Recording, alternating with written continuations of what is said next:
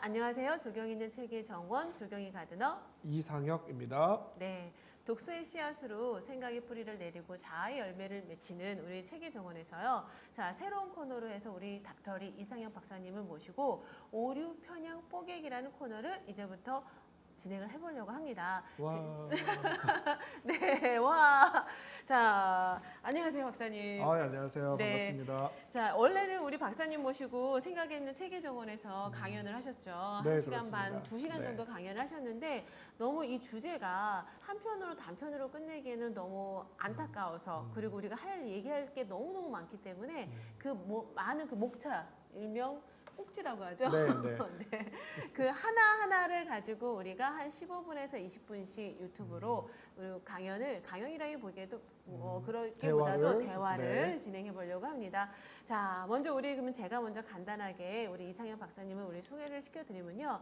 자, 이상혁 박사님 같은 경우는 너무 많은 걸 하셨습니다. 보니까. 자, 제일 처음에 먼저 보시면 아시다시피 고대 영어 영문학과 학사와 대학원 법학과 국제경제법 석사 그리고 국제경제법 박사까지요. 그 다음에 경영학 석사. 여기는 뭔가 텍사스 화면에 안 주립대죠? 들어왔습니다. 아, 네. 네. 뭐 이런 것도 잠깐의 재미니까 이건 자르지 않고 그냥 편집하지 네, 않고 네. 지나가도록 하죠. 좋습니다. 네. 자, 그래서 MBA 과정 우리 텍사스 주립대죠. 대학교 경영학 석사까지 받으셨고, 자, 그다음 보시면은 공군 교육사령부 교관까지 하셨습니다. 네, 와, 네. 여기서는 어떤 걸 하셨을까요? 네, 그 소위부터 대령분들까지 네. 그러니까 항공 영어 그리고 네. 항공법 이런 네. 걸 가르쳤습니다. 네. 스피킹 잘하세요? 네, 좀 합니다. 네. 아, 스피킹 할 때는 사투리 안 쓰시는 거죠? 아, 한국말 할 때는 또 약간 다릅니다. 네. 아, 그래요? 언제 한번 같이 한번 여행을 가봐야지 좋습니다. 확인해 봐야 될 것 같습니다. 자, 그 다음에 우리 고려대 통상법 연구센터 연구원까지 하셨고요. 그 다음에 고대 성신여대 광운대 대진대 강사를 또 하셨네요. 그럼 여기서도 그럼 법을 가르치신 네네, 건가요? 국제법이랑 국제통상법, 국제경제법 이런 거 강의했습니다. 네. 야, 법에서 가장 중요한 게 논리죠. 그럼요, 그렇습니다. 네, 그래서 여기 책까지 나오게 네, 된 네, 거라고 네. 보고요. 네, 그 다음에 이것보다도 우리 대표님께서는요, 우리 박사님께서는 지금은 이런 일을 하고 계시지만 우리 영어로 밑에 여기 하단에 보이시죠? 영어로 대학 가기라는 책도 있고 이 문구를 만드신 분입니다. 정말로 영어로 그럼 대학을 보내신 건 거죠? 네, 네, 그렇습니다. 네. 특별 전형으로. 네, 네, 네, 네. 네. 그러니까 그 수시 전형 중에 영어 잘하는 아이들을 뽑는 전형들이 많이 네. 있었습니다. 네. 아, 네. 그래서 대치동에서 가장 우리 영어로 해서는 1인자 한 번 설명을 하면 어머님들이 1000명 정도 웨이팅을 하면서도 1000명이 꽉 찰 정도로 설명의 1인자로서 하시다가 이제 외국에 유학을 가시고 그 다음에 다시 지금부터는 책을 쓰시는 거죠? 네, 그렇습니다. 네.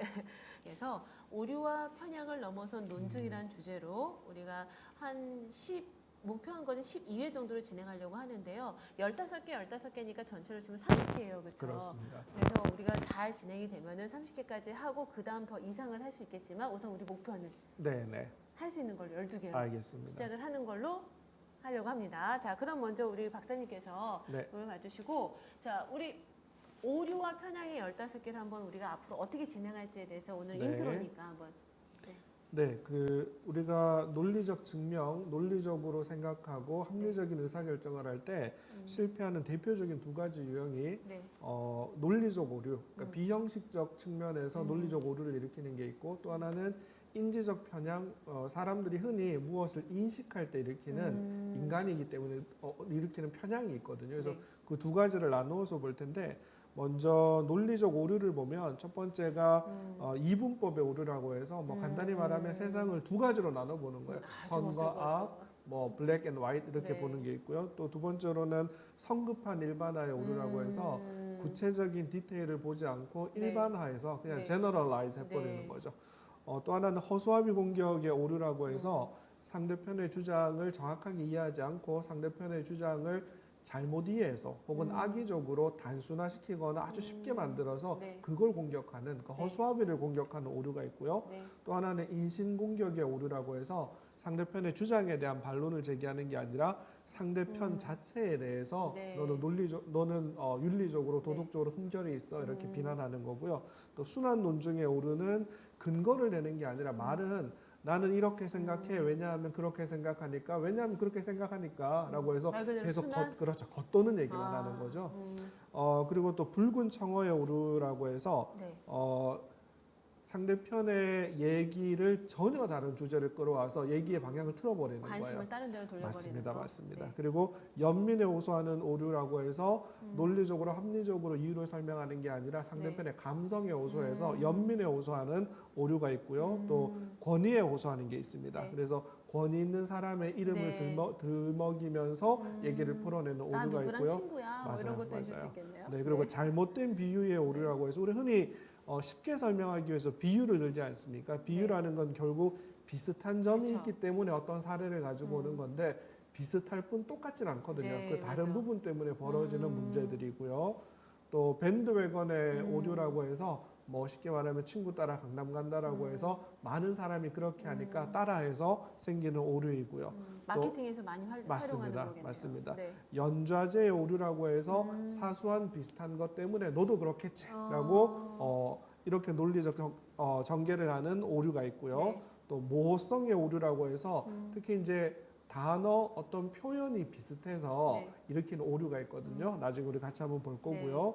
또 미끄러운 경사면의 오류라고 해서 네. 사소한 어떤 결정이 네. 이렇게 되면 저렇게 되고 저렇게 되고 저렇게 되고 해서 연속적으로 그 길을 갈 거다라는 생각 때문에 벌어지는 오류도 있습니다. 연결을 쫙 지면서. 맞습니다. 네. 맞습니다.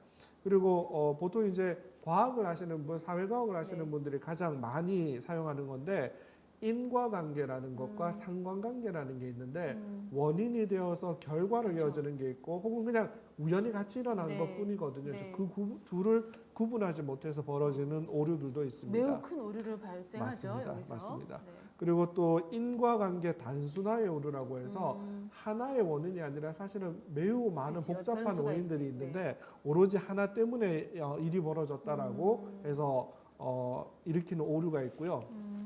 또 인지적 편향이라고 해서 네. 어떤 기준점, 어떤 특정한 정보가 기준이 되어서 벌어지는 인간의 잘못된 편향된 인식 체계가 있고요. 또 상대성이라는 것은 상대적인 관계, 네. 나보다 나이 많은 사람, 나보다 큰 사람과 비교해서 나는 젊었어, 나는 작아라고 생각하는 네. 상대적인 비교 때문에 벌어지는 네. 편향이 있고요. 네. 또 확증 편향이라는 것은 내가 기존에 가지고 있던 어떤 인식 체계를 가지고 네. 그 인식 체계에 맞으면 받아들이고 그 인식 체계를 벗어나는 새로운 정보를 받아들이면 이건 이상한 정보야, 예외적인 정보야라고 해서 자기 기존에 가지고 있던 어떤 프레주디스를 네. 바꾸지 않는 네. 그런 걸 확증 편향이라고 하고요. 친화도 편향이라는 건 쉽게 말하면 나와 친하면 내가 익숙한 거면 옳다고 생각하고 나와 친하지 않고 낯선 정보에 대해서는 틀렸다고 생각하는 편향이고요. 여기서는 편가르기가 많이 나오겠네요. 맞습니다. 그러면. 그리고 사후 설명이라고 해서 네. 하인드사이드라고 해서 네. 그 당시에는 몰랐는데 다 지나고 난 다음에 나 그럴 그럴 줄 줄 알았어, 알았어? 나 그럴 줄 알았어. 사실은 네. 몰랐거든요. 네, 근데 이런 식의 편향도 있고요. 아유, 또 네. 대표성 편향이라고 해서 여러 특징 중에 대표적인 것만 그 어떤 대상의 전부라고 오해해서 생기는 또 편향 문제도 있고요. 네. 이기적 편향이라고 해서 사람은 누구나 이기적인 그쵸. 특징이 있지 않습니까? 그래서 자기 중심적으로 자기의 이익이 되는 방향으로 생각해서 일으키는 편향도 있고요. 가용성 편향이라고 해서 현재 자기에게 available한 네. 자기가 사용 가능한 정보만을 이용하는 근거로 거. 맞습니다. 그래서 일으키는 오류도 있고요. 또 현상 유지 편향이라고 해서 누구나 사람은 지금의 상태를 유지하려는 관성의 지배를 그쵸. 받거든요. 그렇게 해서 벌어지는 편향도 있습니다. 또 오컴의 면도날 편향이라고 해서 이건 재밌겠네요. 네, 우리가 복잡한 어떤 사안이 있으면 오컴의 면도날이라는 게 뭐냐면 아주 복잡한 일이 있을 때는 그걸 그냥 칼로 툭 잘라버리는 것처럼 단순화시키는 네, 거예요. 그러니까 복잡할 때는 가장 단순한 게 답이다. 우리가 흔히 얘기하잖아요. 그러니까 그런 단순화시키는 게 오컴의 면도날이라는 개념인데 지나치게 단순해 버리기 때문에 오히려 편향에 빠지는 경우도 있다라는 거고요. 사일로 효과라는 것은 우리가 가축 사료를 담아놓는 큰 통이 네, 있지 네, 않습니까? 그 통 안에 갇혀 있어서 바깥 세상을 보지 못하는 그래서 끼리끼리 모여서 그 틀에 갇혀서 세상을 보는 인식의 문제를 얘기하는 거고요. 또 마요피아라고 해서 근시 편향이라고 해서 긴 관점으로 보지 못하고 눈앞에 있는 것만. 지금 당장에 무엇만 보고 판단하는 거고요. 네. 또 충격과 공포의 편향이라고 해서 뭐 당연히 누구나 충격적인 공포가 가득한 사건을 당하게 되면 합리적인 판단이 무너지지 않겠습니까? 네. 뭐 지금 코로나 사태 같은 맞습니다. 경우도 그럴 수 있겠네요. 맞습니다.